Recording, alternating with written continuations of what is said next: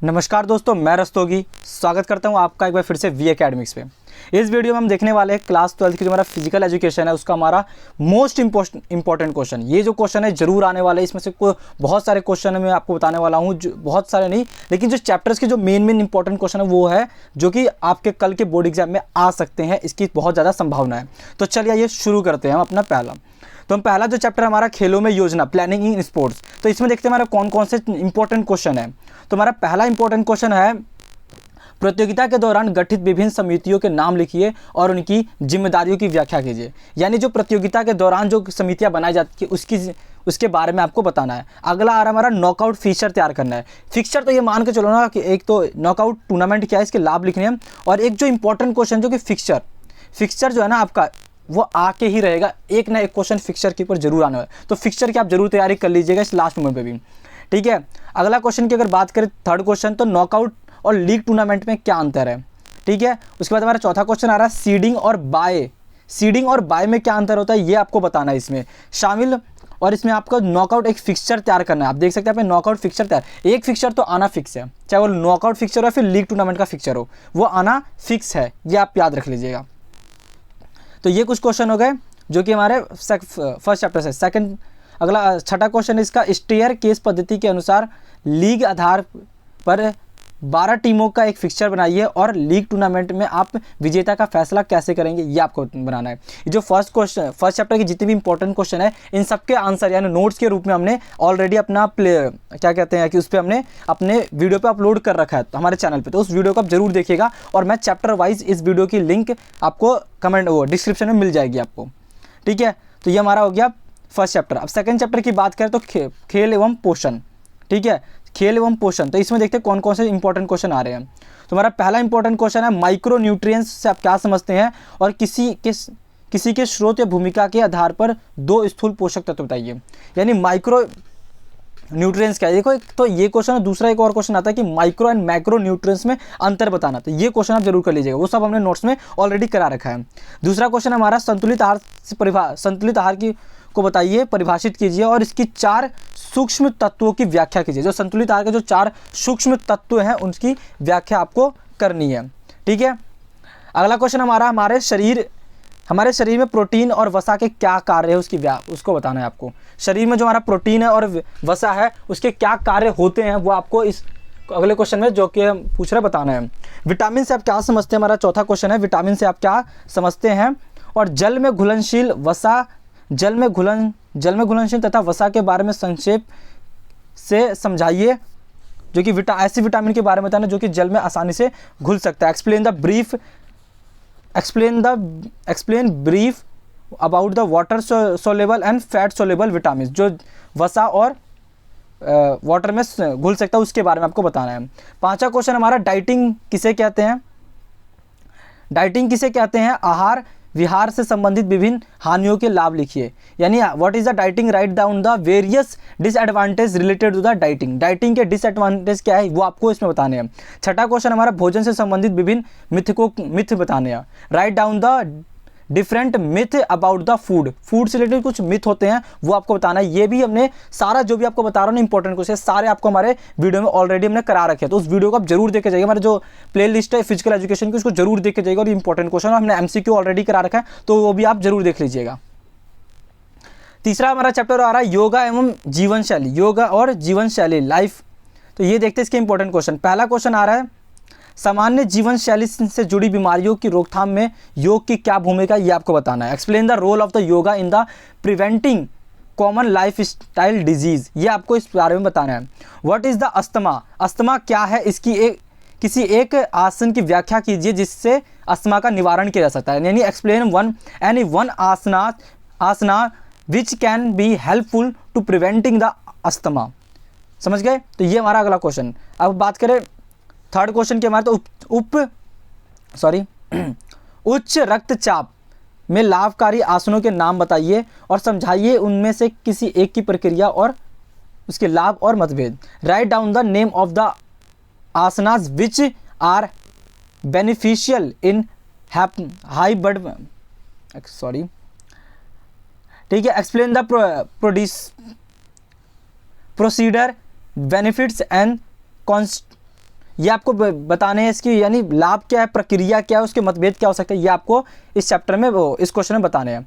अगला हमारा क्वेश्चन आ रहा है पश्चिमोत्तासन के लाभ लिखिए और इसके निषेध बताइए। पश्चिमोत्तासन, ठीक है, पश्चिमोत्तासन के लाभ बताने हैं और इसका निषेध भी बताना है, विरोध। अगला हमारा चैप्टर है फिजिकल एजुकेशन में physical education and the sports for the EWS, यानी इस पे जो स्पेशल स्टूडेंट होते हैं उनके लिए शारीरिक शिक्षा और खेल, ये हमारा 4th चैप्टर है। उसमें से हमारा इंपॉर्टेंट क्वेश्चन क्या है, पहले क्वेश्चन की बात करें तो विकलांगता की विभिन्न कारणों के बताना है, यानी विकलांगता जो होती है, डिसेबिलिटी होती है, उसके डिसेबिलिटी जो होती है उसके आपके कारण बताने हैं।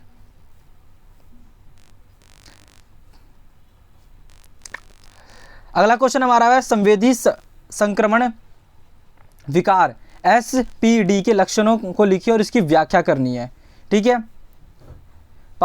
तीसरा क्वेश्चन है इसका 4th चैप्टर का मनोग्रसित संयुक्त विकार के कारण, लक्षण और उसके प्रबंधन के बारे में आपको बताना है। Explain the causes, symptoms and the management of the OCD, ठीक है, इसके बारे में आपको बताना है। फिफ्थ चैप्टर आ रहा है children and womens in sports, ठीक है। तो इसका अगर पहला क्वेश्चन की बात करें बचपन और वयस्कता के लिए शारीरिक व्यायाम के सुझाव बताने हमको, ठीक है। दूसरा क्वेश्चन आ रहा है बच्चों के गामक विकास को प्रभावित करने वाले कारक कौन कौन से हो सकते हैं, वो हमसे पूछ रहा है, ठीक है। सेकंड क्वेश्चन में right down the factor affecting the motor development of the children, ठीक है। 4th क्वेश्चन हमारा सुझाव दे कि खेलों में महिलाओं की भागीदारी कैसे बढ़ाई जा सकती है। खेलों में महिलाओं की भागीदारी बढ़ाने के लिए सरकार ने क्या क्या कर रखे हैं और कौन कौन से प्रोग्राम लॉन्च किए गए उसके बारे में बताना है, ठीक है। तो ये कुछ इंपॉर्टेंट क्वेश्चन हो गए। हमारा 6th चैप्टर आ रहा है test and the measurement in the sport, ठीक है। तो स्पोर्ट्स में मापन और परीक्षण क्या है उसके बारे में बताना। तो खेलों में परीक्षण और मापन का क्या महत्व है, पहला क्वेश्चन हमारा यही पूछा है कि जो खेल है उसमें क्या मापन और परीक्षण के क्या महत्व हो सकते हैं। गामक फिटनेस टेस्ट के विभिन्न अक्षरों को संक्षेप में समझाना है। Briefly explain the various test of the motor fitness test, ठीक है। मोटर फिटनेस टेस्ट गामक फिटनेस टेस्ट है, उसके बारे में आपको बताना है, ठीक है। 3rd क्वेश्चन हमारा हार्वर्ड स्टेप टेस्ट की व्याख्या, हार्वर्ड स्टेप टेस्ट की जो प्रक्रिया उसके बारे में आपको पूरा बताना है। वरिष्ठ नागरिकों के लिए Rikli and Jones fitness test के परीक्षणों के पदों की सूचीबद्ध करना है और किसी एक परीक्षण की पूरी प्रक्रिया आपको समझानी है, ठीक है। अब हमारा 7वां चैप्टर आ रहा है 7वां चैप्टर हमारा जो स्पोर्ट्स में जो इंजरी होती है उसके बारे में, ठीक है। तो इसका पहला क्वेश्चन है गति निर्धारित करने वाले विभिन्न शारीरिक कारकों की व्याख्या करनी है, यानी ऐसे कारक बताने हैं जिससे जो गति का निर्धारण करते हैं। लचीलेपन को प्रभावित करने वाले शारीरिक कारकों को लिखना है, जो लचीलेपन को right down the physiological factor affecting the flexibility को जो निर्धारित करते हैं वो हमको कारक बताने हैं। 3rd क्वेश्चन हमारा है कार्डियो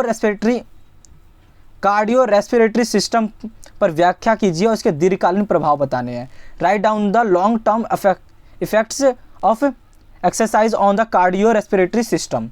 4th क्वेश्चन हमारा श्वसन प्रणाली पर व्यायाम के प्रभाव को व्याख्या करने, यानी जो व्यायाम है उसका क्या प्रभाव पड़ता है श्वसन प्रणाली पर, ठीक है, व्यायाम उसका हमको इसमें बताने का, ठीक है।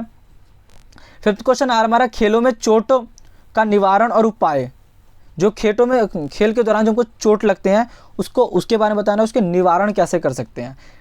Discuss the preventive measures of the sports injury. 8th question हमारा है 8th चैप्टर, इसके पहला क्वेश्चन देखिए तो हम शारीरिक शिक्षा में खेल कूद और जीव यांत्रिकी का क्या महत्व है, यानी जो शारीरिक शिक्षा है उसमें खेल कूद का और जीव यांत्रिकी का क्या महत्व है वो हमको बताना है। खेलों में न्यूटन के नियमों के अनुप्रयोगों की उचित व्याख्या कीजिए। ये जो क्वेश्चन है ना, खेलों के न्यूटन के तीनों नियम, जड़त्व का नियम, त्वरण का नियम और प्रतिक्रिया का नियम, ये तीनों नियम आप अच्छे से पढ़ लीजिएगा क्योंकि आएगा जरूर, इसमें से एक ना एक क्वेश्चन जरूर आएगा, ठीक है। विभिन्न गतिविधियों के प्रकार बताने हैं आपको, 3rd क्वेश्चन पूछ रहा है, ठीक है। ये कुछ इंपॉर्टेंट क्वेश्चन देखो, अब 3rd ही क्वेश्चन है लेकिन बहुत इंपॉर्टेंट आने के बहुत ज़्यादा चांस है। 9th चैप्टर का आ रहा हमारा, उसका पहला क्वेश्चन है विलियम शेल्डन द्वारा शारीरिक गठन के आधार पर दिए गए व्यक्तित्व के वर्गीकरण को समझाना है, ठीक है। अभिप्रेरणा या मोटिवेशन के किन्हीं 3 तकनीकों को कैसे हम मोटिवेट कर सकते हैं अपने इस खेल के दौरान अपने स्पोर्ट्स पर्सन को, वो हमको बताना है, ठीक है। आक्रामकता क्या, अग्रेशन क्या है, ये हमको बताना है। और इसके खेलों में आक्रामकता के कारण क्या हो, प्रकार भी बताने हमको। What is the aggression, explain the type of the aggression in sports, sports के अंदर क्या अग्रेशन हो सकता है, आक्रामकता हो सकती है, वो हमको बताना है, ठीक है। अब अपने 10th चैप्टर पे आते हैं। 10th चैप्टर में हमारा है कि शरीर के शक्ति के प्रकार और शक्ति में सुधार के लिए आइसोटोनिक विधि का विस्तृत से वर्णन कीजिए, ठीक है। ये 5 नंबर का क्वेश्चन आएगा आपके पास कि जो आइसोटोनिक विधि है उसका खेलों की शक्ति और उसके सुधार के लिए जो कैसे सुधार करता है उसके बारे में हमको बताना है। सहन क्षमता क्या है, सहन क्षमता को विकसित करने की विभिन्न विधियों को समझाना है। गति के विभिन्न प्रकार कौन कौन से हैं, गति को विकसित करने के लिए प्रयोग में लाई जाने वाली पेस दौड़ों को समझाना है। Explain the different type of speed, explain pace run method to the develop the speed, ठीक है। 4th क्वेश्चन हमारा लचक क्या है, लचक को बढ़ाने की विभिन्न विधियों को समझाना है, ठीक है। 5th क्वेश्चन हमारा है समन्वय या तालमेल संबंधित योग्यताओं के लिए विभिन्न प्रकारों, तालमेल के लिए जो विभिन्न योग्यताएं हैं उसके विभिन्न प्रकार वो हमको समझाना है। Explain the different types of the coordination ability, ठीक है। ये जो कुछ इंपॉर्टेंट क्वेश्चन है जो कि ऑल 10 चैप्टर के हमने क्वेश्चन आपको इस पूरे वीडियो में हमने करा दिया है, और ये मोस्ट इंपॉर्टेंट क्वेश्चन जो कि आने के बहुत ज़्यादा चांस है, इसलिए आपसे रिक्वेस्ट है कि इस क्वेश्चन को जरूर सॉल्व करके जाइएगा, ठीक है। और हमने एमसीक्यू टोटल 50 एमसीक्यू करा रखे हैं, वो भी बहुत इंपॉर्टेंट एमसीक्यू हमने कराए हैं, तो उसको भी आप जरूर एक बार देख लीजिएगा, ठीक है। आई होप आपको वीडियो समझ आया होगा हम क्या कहना चाहते हैं। और इसके जितने भी नोट्स है इसके आंसर की बात करें तो हमने ऑलरेडी करा रखा अपने चैनल पर चैप्टर वाइज, ठीक है। मैं डिस्क्रिप्शन में उन सबके वीडियो का लिंक भी अपलोड कर दूँ, तो आप वहाँ से जाकर डायरेक्टली देख सकते हैं और इन क्वेश्चन को जरूर देख के जाइएगा, ठीक है। हम मिलते रहेंगे अगले वीडियो में, ठीक है। आप हमारे चैनल पर नए हैं तो हमारे चैनल को सब्सक्राइब जरूर कीजिएगा और इसको ज़्यादा से ज़्यादा शेयर कीजिए ताकि सभी बच्चों को जल्दी से जल्दी पहुँच जाए, ठीक है। मैं मिलता रहूँगा आपसे अगले वीडियो में, तब तक के लिए जय हिंद, जय भारत।